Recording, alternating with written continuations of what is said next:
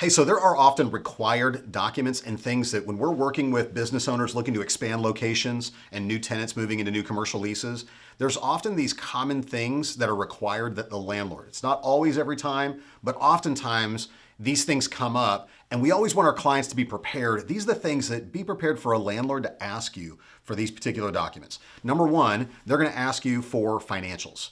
A lot of times they want to know, is the business solvent?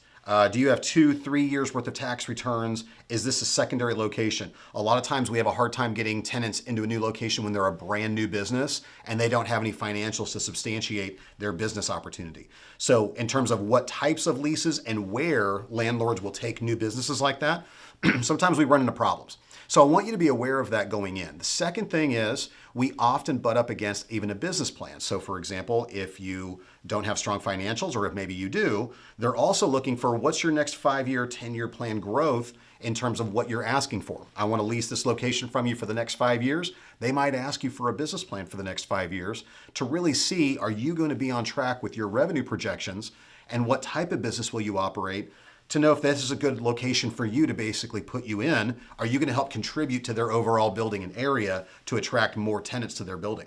So be prepared, because often it catches people off guard like, geez, nobody's ever asked me for a 5-year business plan before. And we'll have times where landlords do ask for these things, and it seems a bit invasive at times. The third thing we also see come up quite often is what we call a personal guarantee.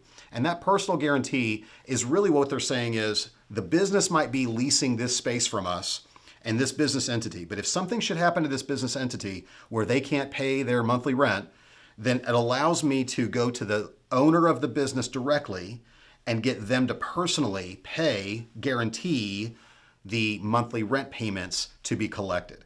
So it basically is a bypass. So if the LLC should ever shut down or close or whatever the case might happen with the business, that personal owner might be guaranteeing the total payments of those leases, even if the business didn't make it for whatever the reason.